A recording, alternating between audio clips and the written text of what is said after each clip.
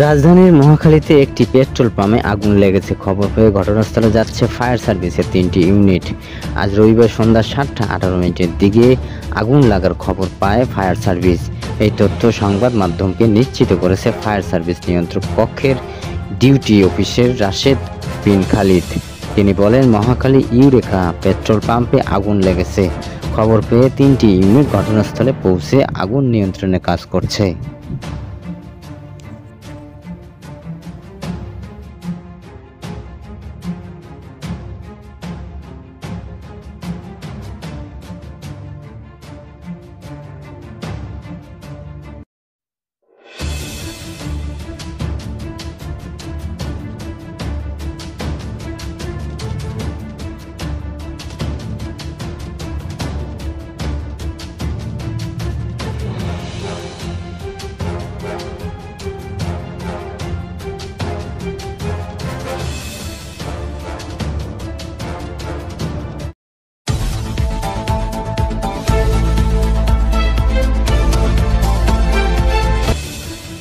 পরিবেশ উপদেষ্টা সৈয়দা রেজওয়ানা হাসান বলেছেন, পাথর কতটুকু তুললো, লুট হলো, নিয়ে গেল, এটা আমার মন্ত্রণালয়ে দেখার কথা নয়।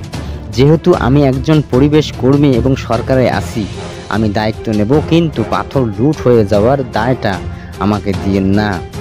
তিনি বলেন, এবার সর্বদলীয় ঐক্য কারণে প্রশাসনের নিশ্চয় যোগ সাজেশ ছিল, তা না হলে এখন তারা কিভাবে বের করতে পারে যে পাথরগুলো কোথায়।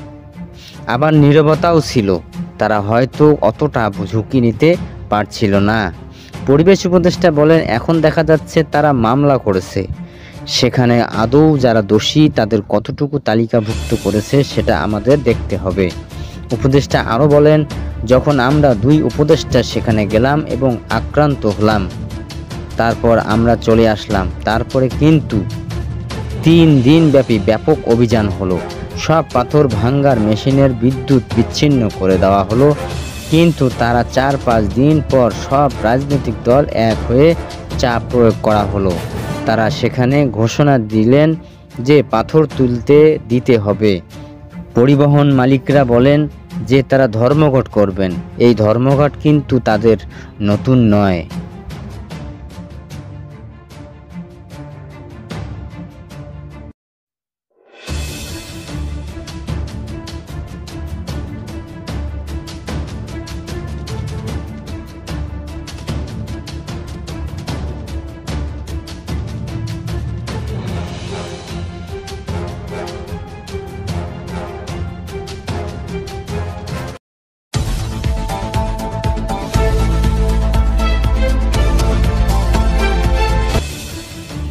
দীর্ঘদিনের রোহিঙ্গা শরণার্থী সংকট মোকাবেলায় আন্তর্জাতিক প্রচেষ্টা জোরদার করার জন্য মালয়েশিয়ার প্রভাব, বিশেষ করে দেশটির আসিয়ান সভাপতির ভূমিকা কাজে লাগাতে চায় বাংলাদেশ। অন্তর্বর্তী সরকারের প্রধান উপদেষ্টা ও নোবেল বিজয়ী অধ্যাপক ডক্টর মোহাম্মদ ইউনূস জানিয়েছেন, চলতি বছরে এই ইস্যুতে 3টি গুরুত্বপূর্ণ আন্তর্জাতিক সম্মেলন অনুষ্ঠিত হবে। মালয়েশিয়ার জাতীয় সংবাদ সংস্থা বারানামাকে দেওয়া এক বিশেষ সাংবাদিকদের সাক্ষাৎকারে তিনি আসিয়ান সভাপতির দায়িত্বে থাকা মালয়েশিয়ার অভিজ্ঞতা, প্রভাব ও সংকট সমাধানের কাজে লাগাতে পারে। রোহিঙ্গা শরণার্থী গ্রহণের মালয়েশিয়ার ভূমিকা ও আঞ্চলিক নেতৃত্বপূর্ণ অবস্থান দেশটিকে একটি বিশেষ জায়গায় দাঁড় করিয়েছে। অধ্যাপক ইউনূস বলেন, আমরা আশা করছি মালয়েশিয়া তার প্রভাব কাজে লাগিয়ে আলোচনাকে এগিয়ে নেবে, যেন এই সমস্যার একটি স্থায়ী সমাধান খুঁজে পাওয়া যায়।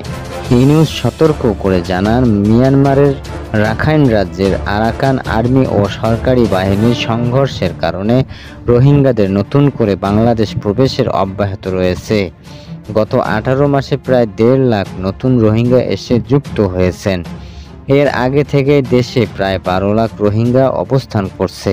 সবচেয়ে বড় সমস্যা হলো যুক্তরাষ্ট্রে সম্পৃক্ত রোহিঙ্গাদের দেখভালের জন্য দেওয়া সব তহবিল বন্ধ করে দিয়েছে। ফলে আশ্রয়, খাদ্য, স্বাস্থ্যসেবা ও শিক্ষার ক্ষেত্রে বাংলাদেশের অভূতপূর্ব চাপে পড়েছে। অধ্যাপক ইউনূস জানান, এই বছর 3টি সম্মেলন আয়োজন করা হবে। প্রথম সম্মেলন আগস্টের শেষের দিকে কক্সবাজারে রোহিঙ্গা আগমনের 8ম বার্ষিকী উপলক্ষে।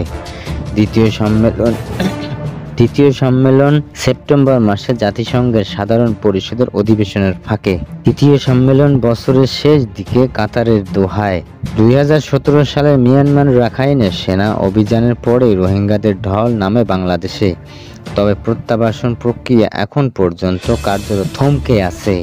2021 সালে মিয়ানমারে নতুন করে সামরিক সংঘাত শুরু হওয়ার পর পরিস্থিতি আরও জটিল হয়ে উঠেছে। শুধু বাংলাদেশ নয়, মালয়েশিয়া, থাইল্যান্ড, ইন্দোনেশিয়া সহ বেশ কয়েকটি আসিয়ান সদস্য রাষ্ট্র রোহিঙ্গা ইস্যুতে সরাসরি প্রভাব হচ্ছে। মানবিক কারণে মালয়েশিয়ার প্রায় 1.5 লাখ রোহিঙ্গাকে সামরিকভাবে আশ্রয় দিয়েছে, যদিও দেশটির জাতিসংঘের শরণার্থী বিষয়ক কনভেনশন স্বাক্ষরিত নয়।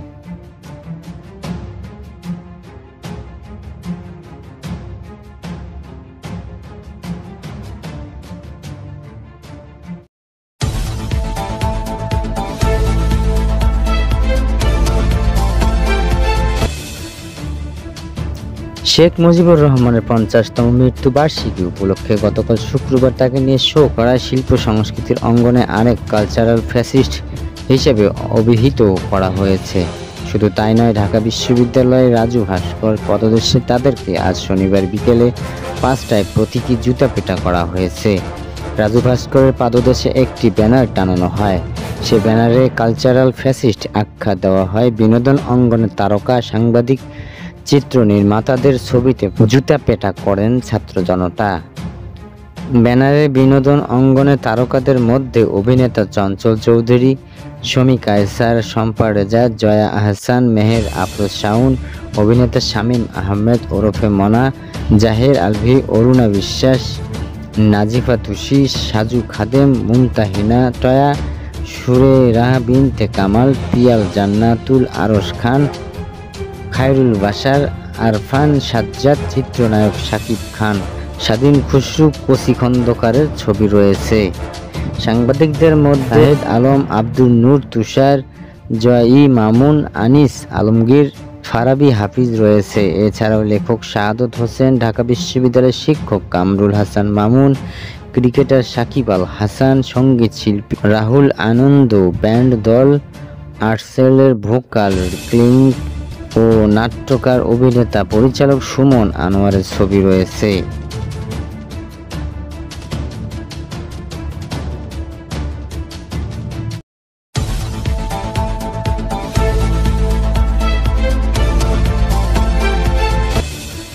আওয়ামী লীগের ফ্যাসিবাদী রাজনীতির কেন্দ্র রয়েছে মুজিব পূজা ও মুক্তিযুদ্ধ পূজা। এ এক রাজনৈতিক মূর্তি পূজা যা জনগণকে দমন ও জাতিকে লুট ও নাগরিকদের প্রথম ও দ্বিতীয় শ্রেণীর বিভক্ত করা হাতিয়ার বলে মন্তব্য করেছেন জাতীয় নাগরিক পার্টি এনসিপির আহ্বায়ক নাহিদ ইসলাম। তিনি বলেন, শেখ মুজিবুর রহমান বাংলাদেশের জনগণের জাতির পিতা নন। আমরা তার স্বাধীনতা অর্জনে ভূমিকা ও ত্যাগ স্বীকার করি, কিন্তু তার শাসন আমলে যে জাতীয় ট্র্যাজেডি ঘটেছিল সেটিও আমরা স্মরণ করি। ফেসবুকের পোস্টে নাহিদ ইসলাম লেখেন, শেখ মুজিবুর রহমানের নেতৃত্বে বাংলাদেশ ও ভারতের উপনিবেশে রাজ্যের পরিণত হয়েছিল। চাপিয়ে দেওয়া হয়েছিল 1972 সালের জনবিরোধী সংবিধান, আর প্রতিষ্ঠিত হয়েছিল লুটপাট রাজনৈতিক হত্যাকাণ্ড, একদলীয় বাকশাল স্বৈর শাসনের ভিত্তিতে। নাহিদ লিখেন, আওয়ামী লীগের ফ্যাসিবাদী রাজনীতির কেন্দ্রে রয়েছে মুজিব পূজা ও মুক্তিযুদ্ধ পূজা। এ এক রাজনৈতিক মূর্তি পূজা যা জনগণকে দমন ও জাতিকে লুট ও নাগরিকদের প্রথম দ্বিতীয় শ্রেণীর বিভক্ত করার হাতিয়ার। এটি ছিল একটি আধুনিক জমিদারি ছদ্মবেশ গণতন্ত্রের অভিনয়, অথচ মুক্তিযুদ্ধ ছিল সমগ্র জনগণের সংগ্রাম। দশকের পর দশক ধরে আওয়ামী লীগ বাংলাদেশকে নিজের পৈতৃক সম্পত্তি মনে করেছে, জবাবদিহি ছাড়াই শাসন করেছে এবং মুজিবের নাম ব্যবহার করে প্রতিটি দুর্নীতি ও দমননীতি বৈধতা দিয়েছে। নাহিদ ইসলাম বলেন, মুজিববাদ হলো মুজিব ও মুক্তিযুদ্ধের নামে চালানো এক ফ্যাসিবাদী মতবাদ। আমাদের সংগ্রাম কোনো ব্যক্তির বিরুদ্ধে নয়, বরং একটি ফ্যাসিবাদী মতবাদের বিরুদ্ধে। মুজিববাদ এক বিভাজন ও ফ্যাসিবাদের মতবাদ। এর অর্থ গুম, হত্যা, ধর্ষণ এবং পদ্ধতিগত মানবাধিকার লঙ্ঘন। এর অর্থ জাতির সম্পদ লুটপাট ও বিদেশে পাচার। এই অর্থ ইসলাম বিদ্বেষী সাম্প্রদায়িকতা ও সংখ্যালঘুদের জমি দখল। এর অর্থ জাতীয় সার্বভৌম বৈদেশিক শক্তির কাছে বিক্রি করা। তিনি বলেন, মুজিবাদ একটি জীবন্ত হুমকি। এটি পরাজিত করতে হলে রাজনৈতিক শিরক সংস্কৃতি প্রতিরোধ গড়ে তুলতে হবে।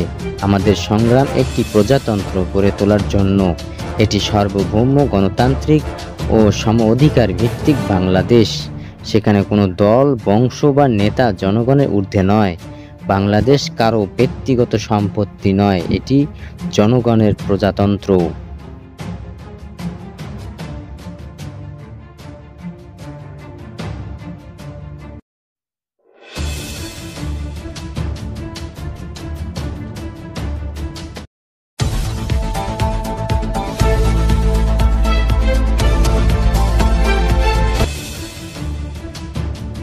400 টাকায় ফুল কিনে ধানমন্ডি 32 নম্বর বঙ্গবন্ধু শেখ মুজিবুর রহমানের প্রতি শ্রদ্ধা জানাতে গিয়ে মারধরের শিকার হন এক ব্যক্তি।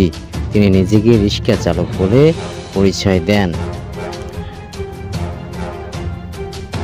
শুক্রবার 15 আগস্ট দুপুরে ধানমন্ডি 32 নম্বরে এই ঘটনা ঘটে। ফুলের তোড়া নিয়ে বঙ্গবন্ধুর প্রতি শ্রদ্ধা জানাতে গেলে উপস্থিত জনতার আক্রমণের শিকার হন ওই রিক্সা চালক।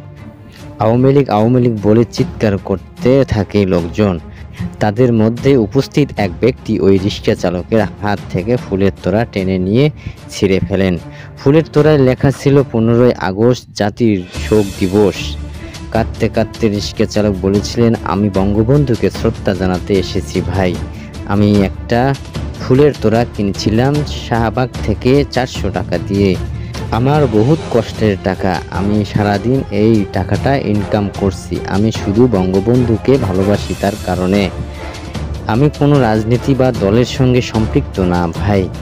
উপস্থিত লোকজন তার রিক্সাটিও ভেঙে ফেলার চেষ্টা করেন। এই সময় রিক্সা রেখে পালিয়ে যাওয়ার চেষ্টা করলে ওই রিক্সা চালককে কয়েকজন মারধর করলে ওই ব্যক্তিকে পুলিশে নিয়ে যায়। আজ ভোর থেকে ধানমন্ডি 32 নম্বর বঙ্গবন্ধু ভেঙে দেওয়া বাড়ির সামনে সড়কের দুই পাশে পুলিশের ব্যারিকেড দেখা যায়।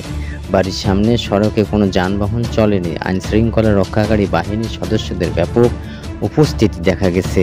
সকাল থেকে যেখানে উৎসুক লোকজনকে ভিড় করতে দেখা গেছে। সকালে ধানমন্ডির লেক পার্কে সাউন্ড বক্সে উচ্চ শব্দে গান বাজানো হয়। কাদের উদ্যোগে এই গান বাজানো হয় পরিচয় জানতে চাইলে আয়োজকরা নিজেদের সাধারণ ছাত্র বলে পরিচয় দেন। ঘটনাস্থলে থাকা পুলিশ সদস্যরা বলেন, 15 আগস্টকে কেন্দ্র করে গতকাল বৃহস্পতিবার রাত থেকে ধানমন্ডির 32 নম্বর এলাকার নিরাপত্তা জোরদার করা হয়েছে।